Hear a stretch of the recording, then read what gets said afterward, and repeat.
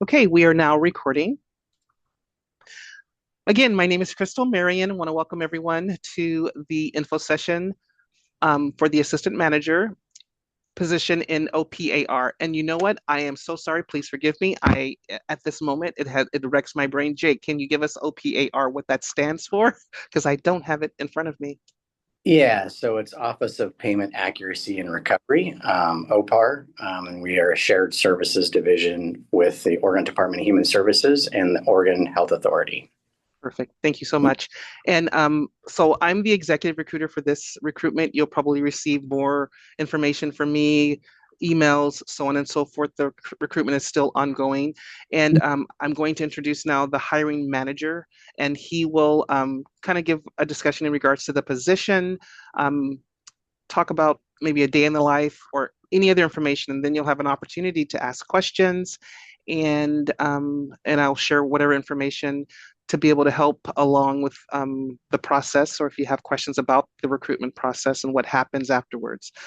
So at this time, I'm going to introduce to you Jake Jensen, who is the hiring manager for this position. Yep. Nice to meet everybody virtually, I guess. Yeah, my name is Jake Jensen. I'm the hiring manager for this. Just to give you a little background, I was the supervisor that we're talking about today, the regulatory supervisor two, up until October 1st of last year, where my predecessor had retired.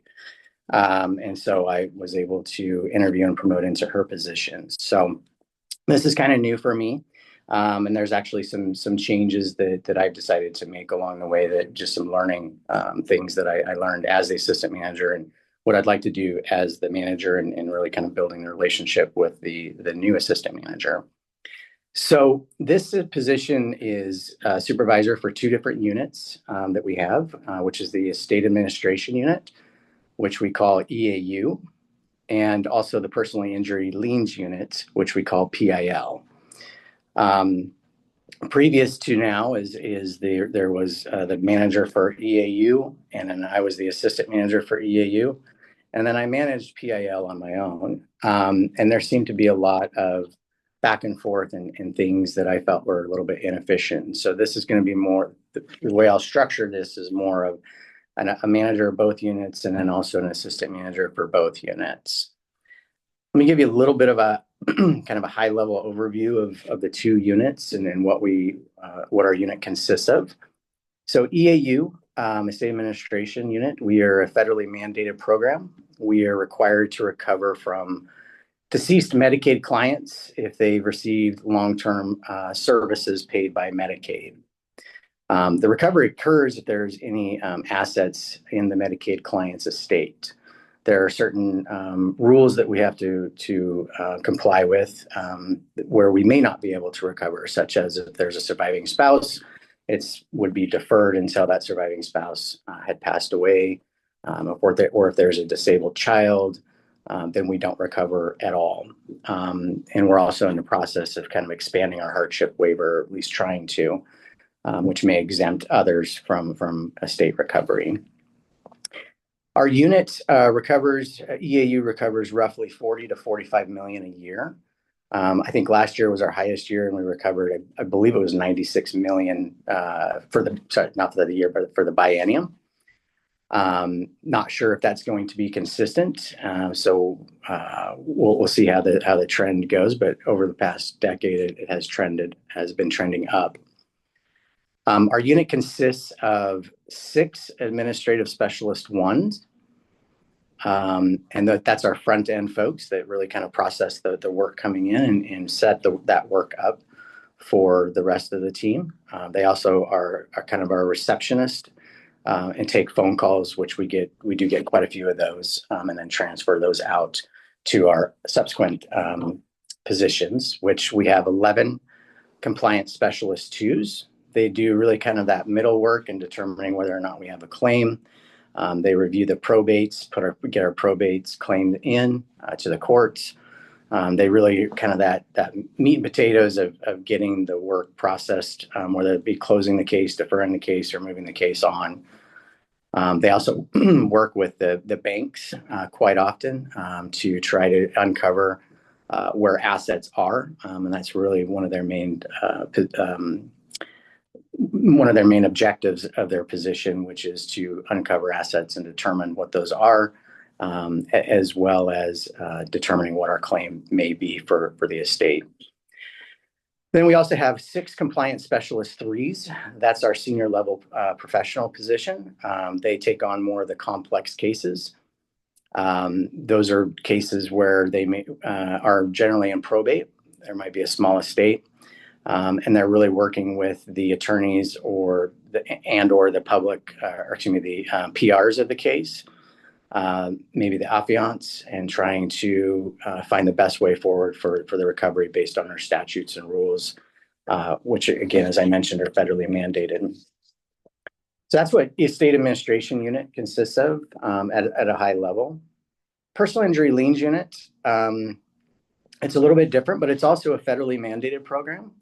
Personal injury liens recovers from settlements or judgments that may have been paid to a Medicaid recipient as a result of an accident or incident where Medicaid paid for medical services on behalf of that Medicaid recipient. And so the recovery comes from the legally liable person or entity, because there could be a hospital or a business that may be at fault. Most of those claims that we work with are motor vehicle accidents. That's probably about 80 to 90% of the work that they do. That unit's a little bit smaller, quite a bit smaller actually, but they recover anywhere from $3.5 to $4 million a year. I believe last biennium we were just over $8 million for the biennium, and that's actually grown in the last 3 bienniums, where there were really only about $3.5 to $4 million. So we've almost doubled the recovery in that amount of time. That unit is, like I say, smaller. We have 3 administrative specialist 1s. We were actually just granted a new position last October, I believe, which was greatly needed. Then we have 4 compliance specialist 2s, and those compliance specialist 2s really, again, kind of like the CS3s and CS2s and EAU, where they're working with the attorneys and maybe the insurance adjusters and perhaps even the coordinated care organizations to establish that we have a claim and then pursue that claim through the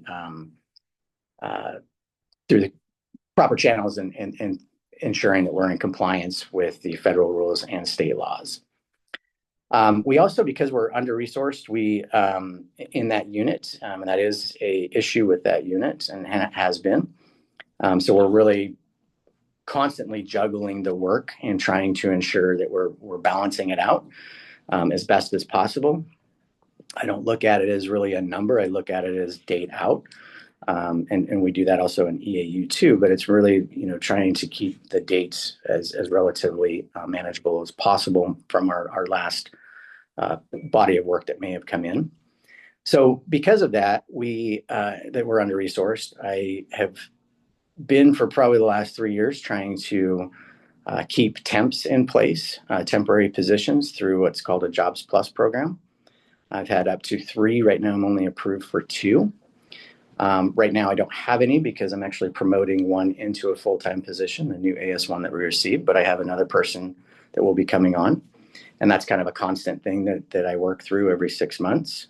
This position that you're interviewing for would actually probably take that work over in recruiting and training and working with those new individuals. We also have a borrowed person that's been with us since 2019. And we also have a shared administrative specialist 1 as well. So I do the best that I can to try to get as many resources as we can for that unit as possible, just because they are under-resourced. And something that we will continue to deal with in the foreseeable future. So for this position, I see this role as someone who's really going to work closely with myself, with our policy analyst, who I didn't mention, but we do have a policy analyst who, used to be a CS3 in EAU, but promoted up into our policy analyst, and he is the policy for both EAU and PIL. He's very knowledgeable and excellent to work with.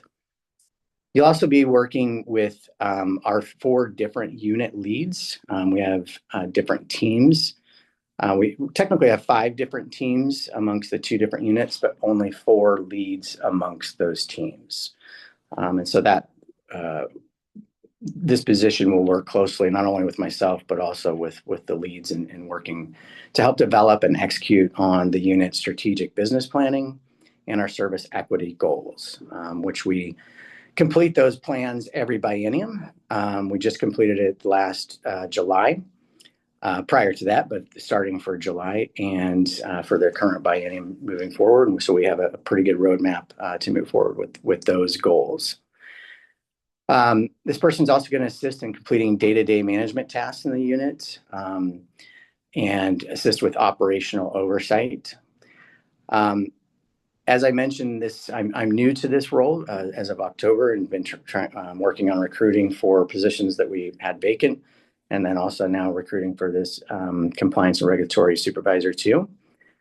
So this is really a bit new for me. How this is going to be structured in terms of what work this person takes on versus myself and together is something that I believe the new person, whoever should be selected for the position, we're going to work together pretty closely to find out, what works, what doesn't work, where does, this person's skill sets lie, where does my skill sets lie, and really kind of delineate where that work is going to be. And so we're going to kind of build that plan out as we go forward and learn from each other, essentially. I do have, some ideas on what that looks like. And again, I believe it's going to be a lot more around the operational aspect of it. And I would like to, for myself, would like to focus more so on staffing cases, looking at metrics, ensuring that staff is meeting the expectations that they should, looking at policy goals. And then I believe that the supervisor too will be instrumental in not only the operational aspect, but also being able to assist me in some of those goals and projects that we may need to get done along the way. So really trying to look at it in a way that we can both work together and really accomplish a lot, which I think that we had some challenges over the last several years of doing that, just because my predecessor and I were pulled in so many different directions, it seemed like. There's quite a few projects that we have, also through our strategic business plan and our service equity plans, along with we have a technology project that's going to be coming up. And again, I believe the supervisor too will be instrumental in working through those projects and goals.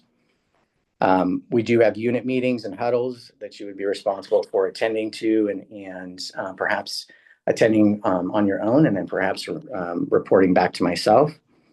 I believe that the way the structure will work is that this individual and I will be probably touching base daily through email or Teams, perhaps phone.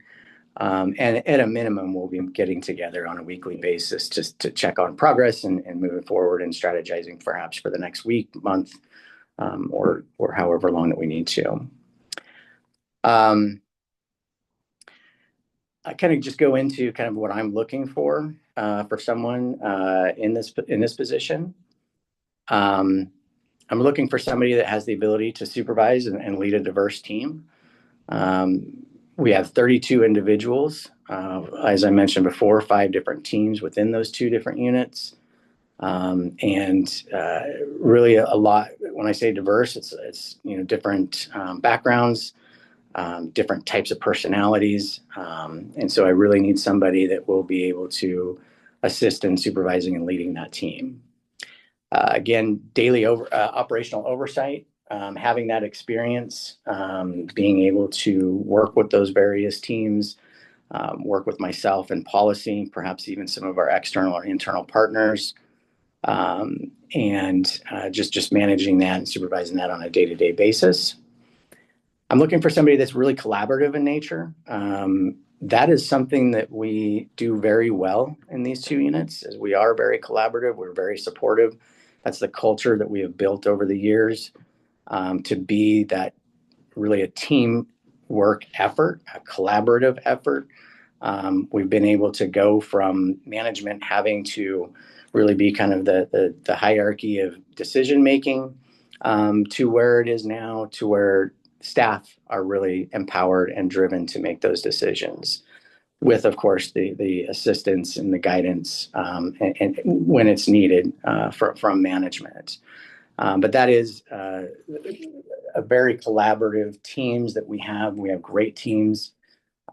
They're not perfect teams, I will say, but I believe that we have some very healthy teams, and very healthy units amongst those two units, which is a little bit different than what we've had to build over the years.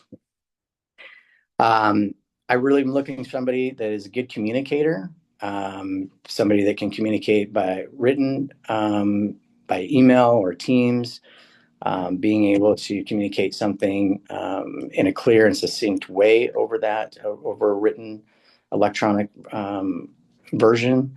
Also in person, because you'll be spending a lot of time in meetings and huddles, whether it be with teams or also with maybe leadership or our internal or external partners. I'm also looking for somebody who likes to problem solve, somebody that can take a look at a problem and try to figure out the best way forward, and not one of the things that's one of my pet peeves is just because we've always done it that way, that doesn't mean that we need to continue to do it that way. So I really like to see folks that want to think outside the box, problem solve, and try to find the best way forward. That being said, is we are very process improvement driven. We're also data driven too, not only in our unit, but in our department. And so my old position before moving into management was the lean leader of the department, which is essentially the continuous improvement leader for the department. And so it's something that I believe very much in and very strongly in. And so we are always trying to look at ways that we can improve the way that we do the work. I'm also looking for somebody with coaching experience, being able to provide feedback to individuals, provide feedback for myself as well. Certainly that's a two-way street. One of the things that ODHS used to say is leading from every chair. And I believe in that. And I think that, again, this position, along with myself, we're going to work very closely together, learn from each other, and hopefully work very well together. Looking for someone who can look for win-win solutions, not only for when you're working with our staff, maybe for their coaching, but also through cases that we have that come through, that may come across your desk. And that is, we want to make sure that we're creating a win-win solution, not only for the department, but also for the public that we serve as well, and our customers. I'm also looking for someone that has technical skills as well, computer-related programs, data gathering and analyzing. That's something that I think we'll be working hand in hand with, and trying to figure out, the best way to create measurements and stats amongst the teams. Like right now, we're going through some retimings of some of our processes, and then we'll be reestablishing some of those goals based off of those timings. And that was simply because of a pretty fundamental change that we made in November on one of our teams anyway. I'm also just kind of close this out, is looking for somebody that's customer service oriented and service equity oriented. Those are two of the top goals for our Governor Kotek, is customer service and service equity. And that's customer service is something that's important no matter what, in my opinion.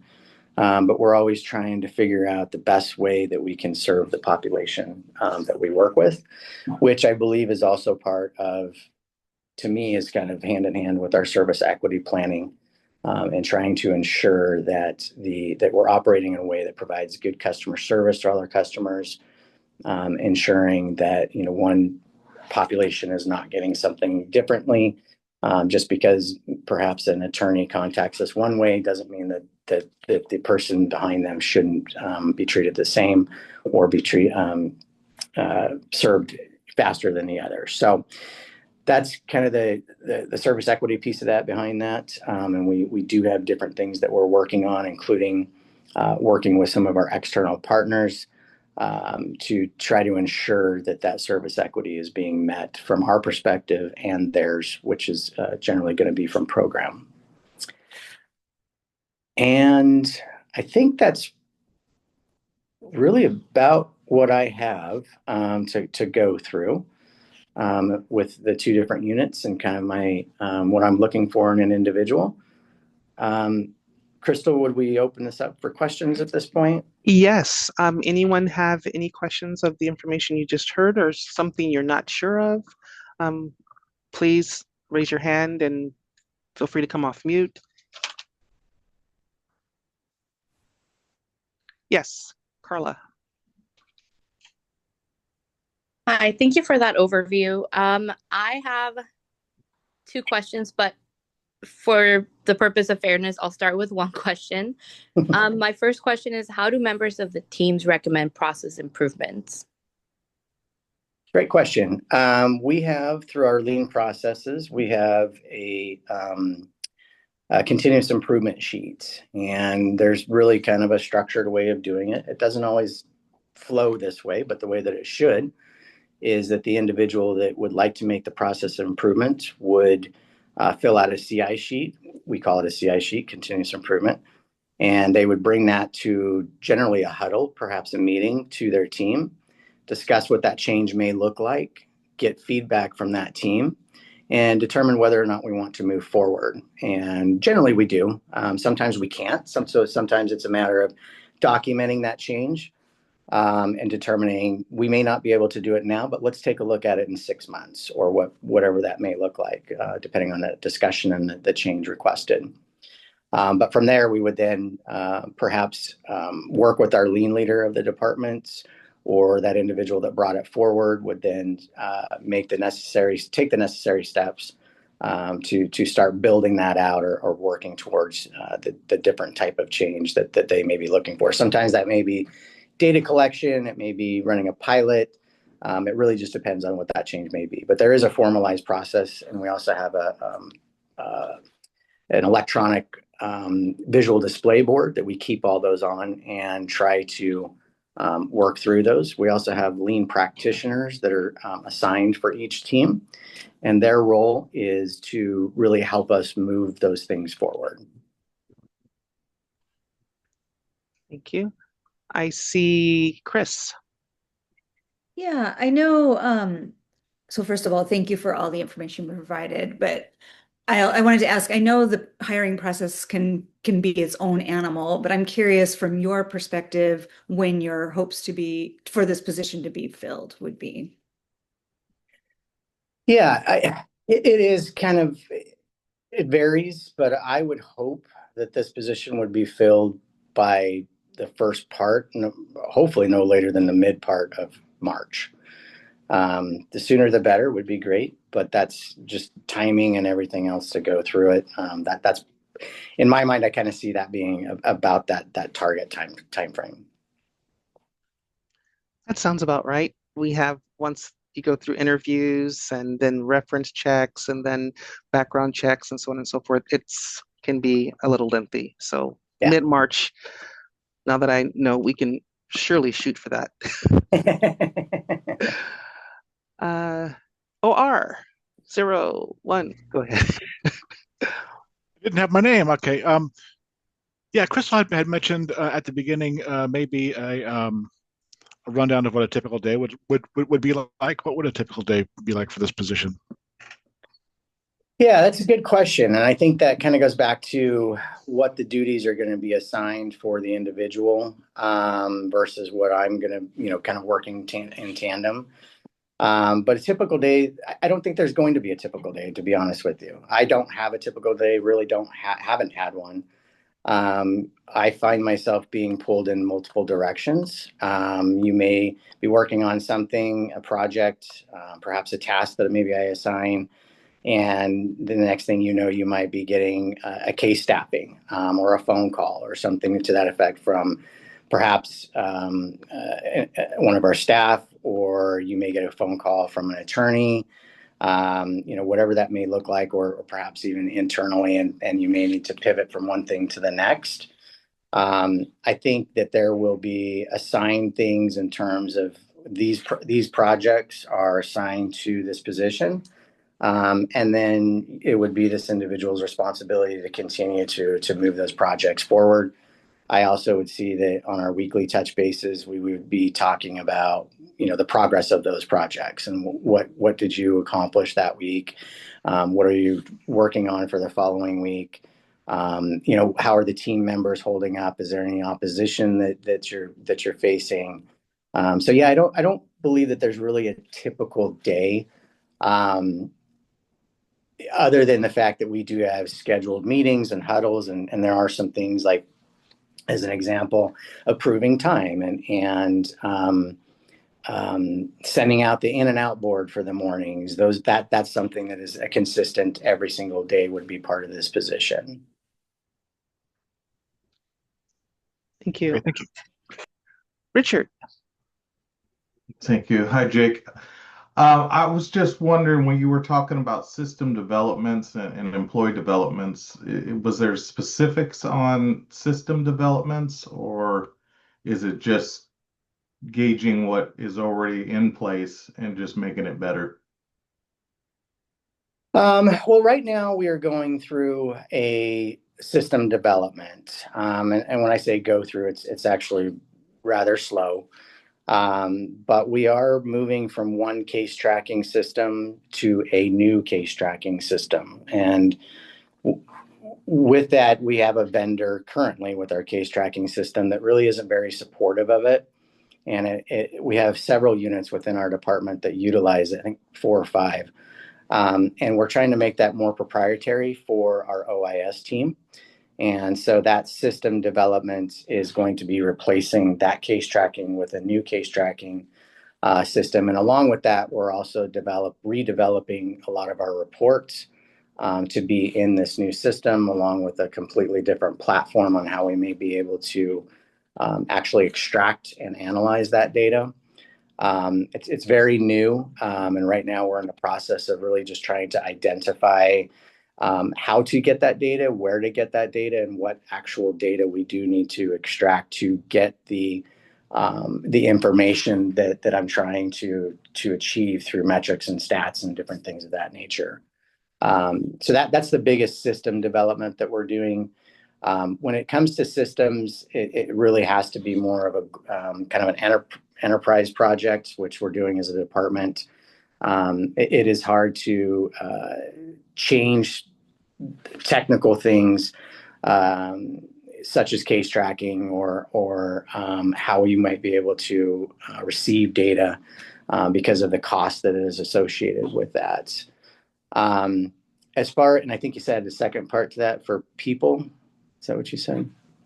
Yeah, I was just bringing it up because you brought it up in both ways, and I was just wondering if that was more of a KPI kind of a system as far as matrix, like you already said. So you answered my question. That was awesome. Thank you. Okay, thank you. John.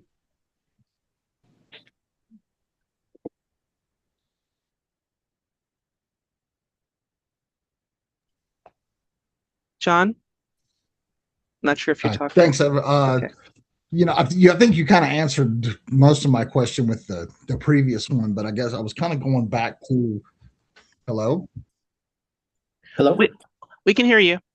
Okay, thank you. I think you answered a lot of my question with the previous one, but I guess I was curious, when you talk about, technical skills, I mean, is there anything specific that you look for? Sounds like, as this change with, the system is happening, that will kind of, evolve and, as the change happens. Yeah. Yeah, good question. I don't have anything specific per se of saying I would like this person to know A, B, and C. I think in my mind, I'm looking for somebody that has the ability to, has the technical ability to work within computer systems, having discussions with our OIS team, and being able to relay information back and forth, be able to receive that information from our OAS folks, which may be a little bit more, sometimes they get in the weeds and a little bit more technical. So somebody that can understand what that language is to a certain degree. I mean, I get into some of those meetings and I'm like, I don't even know what you're talking about. But having some degree of being able to, ask the right questions, convey the right information so that we are building that system, or having the right discussions so that we're building the system in a way that's going to make sense for our business. So conveying our business needs to the technical folks at OIS and receiving that and being able to relay it back to our teams. That's the biggest thing. Perfect. Thank you. Yeah. Yeah, no, that's perfect. Thank you. All right. We have a question, I believe, in the chat for someone new to DHS. What would success look like in the first 6 to 12 months for this position? Someone new to, well, I think it's whether you're new to ODHS or not, because there is a 1-year trial service period with this. I think for me, it's going to be the progress that you make along the way and the knowledge that you've received and being able to have discussions with the team and being able to understand the work that we do. One thing that I didn't note before really is that both of these programs are quite complex programs. I certainly don't know the work, and that's why we have the compliance specialist 3s and 2s that really do the work. I have a good understanding of it, but I certainly don't have the understanding of what our experts do or our policy analysts do. So I look to them to really be the experts on it, and to when I have questions, being able to answer those. But I think the person should still, have a good understanding of the work that we do, being able to have conversations with perhaps attorneys or external or partners, customers, and feeling comfortable in that role as well. I also see this person success being, how are you coaching folks? How is the feedback amongst the team? This individual, along with myself, will be doing at a minimum quarterly check-ins with the teams, with the individuals. Sorry, and those are our performance and accountability feedback check-ins that we're required to do every quarter. And so how is this person coaching and providing feedback to those individuals? And am I getting good results in terms of that feedback from the teams and the staff? Because I'll be certainly asking them, hey, how's this person doing? How are you liking them? And moving forward with that, I think the ability to manage multiple tasks, the ability to complete those tasks, the ability to collaborate with myself, provide good ideas, have those discussions. That's something that I really appreciated about my relationship with my predecessor and myself, was being able to bounce ideas off of each other. And not that we were the same, because that would have been boring and kind of pointless, but having intelligent conversations about, well, what do you think about this, or what do you think about that?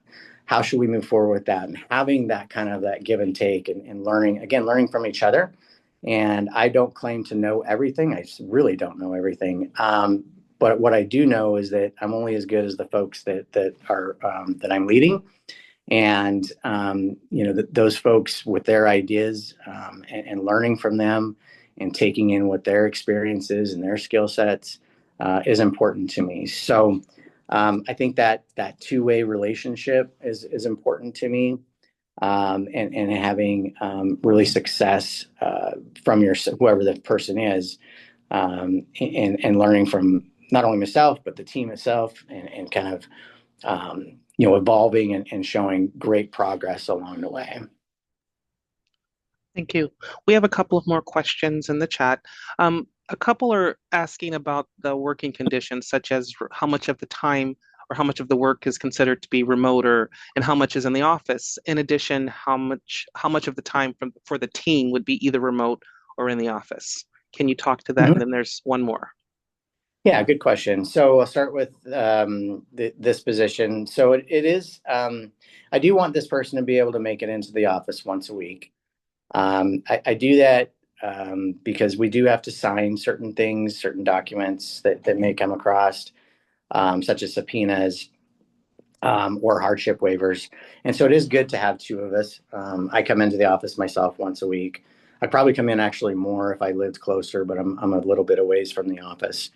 And there may be times where the individual may need to come in, more than once a week, for whatever that may be. Generally only once a week though, for this position. And if there's times where you can't make it in because you've got an appointment or something, it's not the end of the world. It's something that I would prefer, if you can make it in, and just really making that part of your work week. So 4 at home and 1 in the office. And I also believe, because we do, and this kind of leads into the employees, is most of our staff are remote. Our compliance specialists 2s and 3s have the ability, not all of them, but they have the ability to work from home 100%. They don't need to come into the office. Our compliance specialist 3s do need to come in occasionally, every 3 months, and it's kind of on a rotating basis, for certain duties that need to be done in the office, but it's not for very long. They might be in for a couple of days, maybe up to 5 days in a week, but that's like every 3 months. Our compliance specialist 2s also have the ability to work 100% from home. We have a couple that do come into the office because that's just something that they like to do.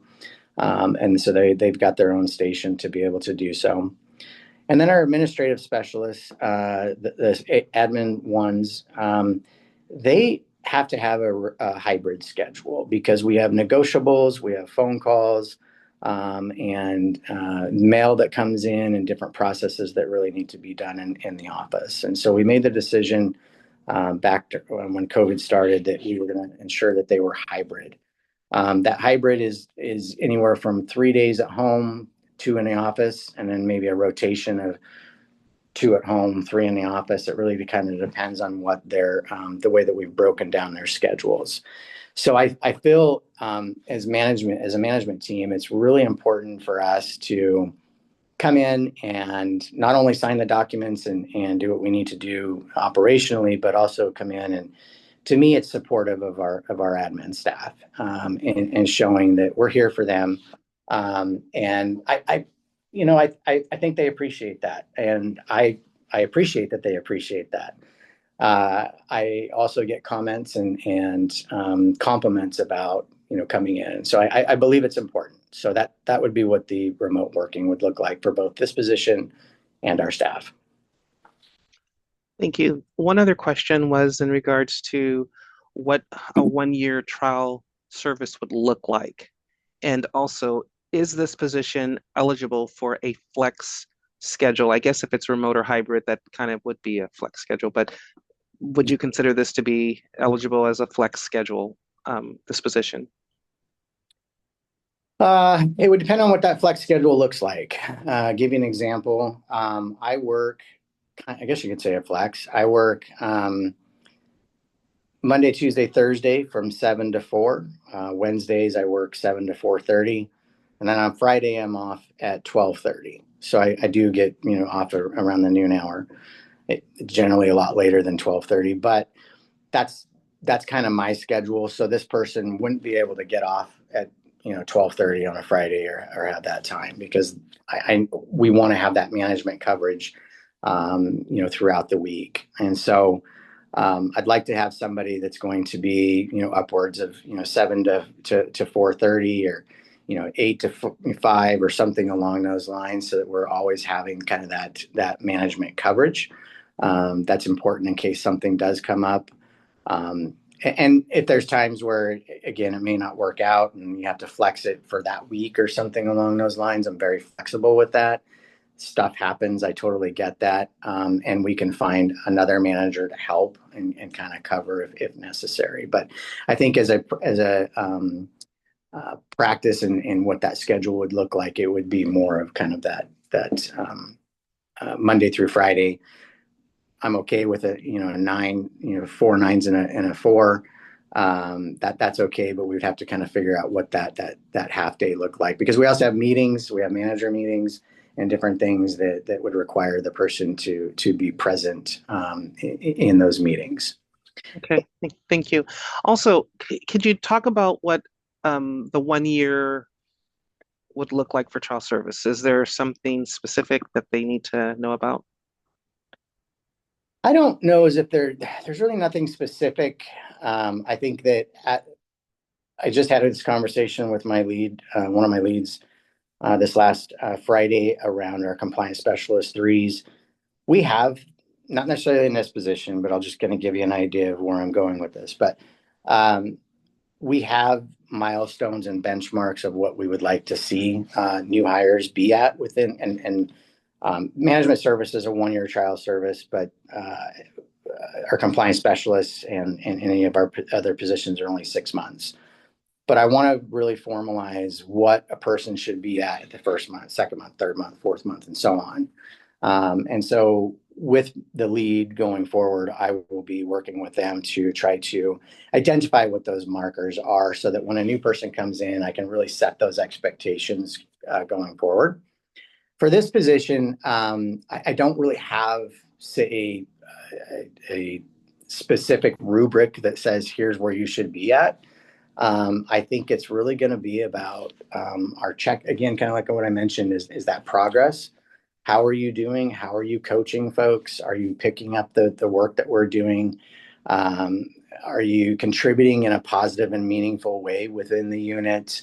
And so that's kind of how I would measure that.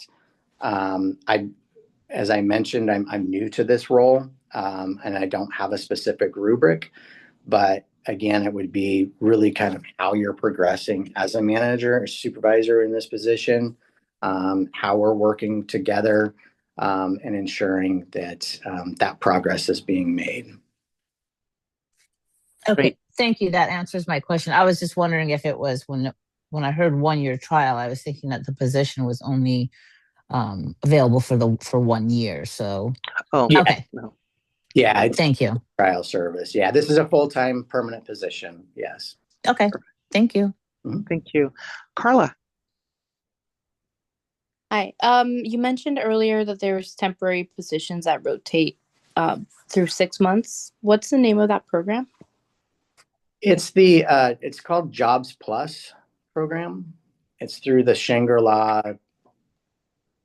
I can't remember. It's Shangri-La, but it's a program called Jobs Plus, and they're individuals that are trying to.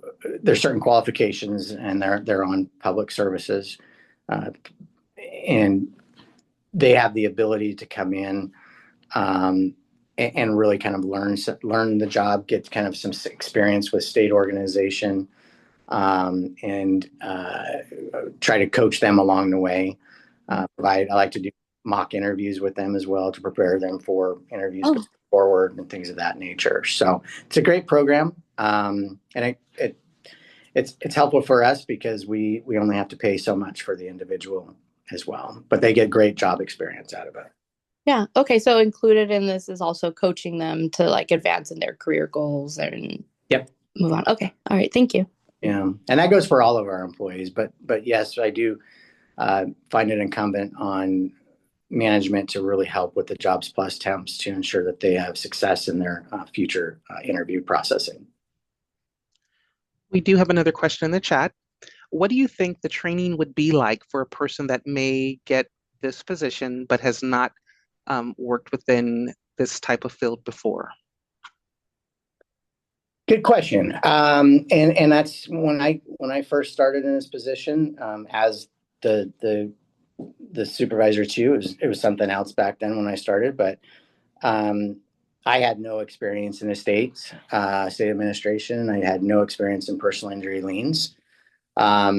When it came to estates, and I believe in this position as well, I think the first thing that I would have this individual do, amongst all the normal housekeeping stuff, including trainings and such, required trainings, would be to sit and shadow the staff and learn the work. That's really going to be the first part of how you're going to learn and pick up on the work that we do for both units. That's how I did it as well, and how I learned is just scheduling appointments with various staff members, from the admin specialists to compliance specialist 2s and 3s, and working with various of those individuals to get different perspectives on the work and how that may apply to the cases that we bring in, the work that we do, and maybe some of the case work that you would have to do in terms of staffing cases and things of that nature. Great. So I don't have any other questions in the chat. Just want to ask if anyone else has a question that they'd like to ask at this time.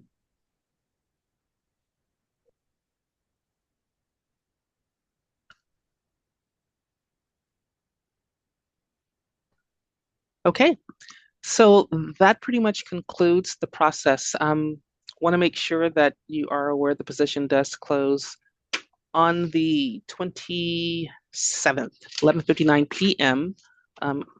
So please ensure that you get your applications in. I would say don't wait till the last minute, because sometimes there are technical difficulties with Workday and uploading. If during the course of the week between 7:30 and 6 p.m., Monday through Thursday, you have any issues, feel free to email me, because I work those hours and I am happy to assist. If you have any other questions that might arise even after this info session, please just send me an email. I'll be more than happy to respond. Just want to make sure before we end out, there are no other questions. Thanks for the information, Kristen and Jake. I appreciate it. Of course, of course. Yep. Thank you, everyone, for your interest Okay. and participation today. Yes. Thank you so very much. I hope you all enjoy the rest of your day. Take care. Thank you. Thank you.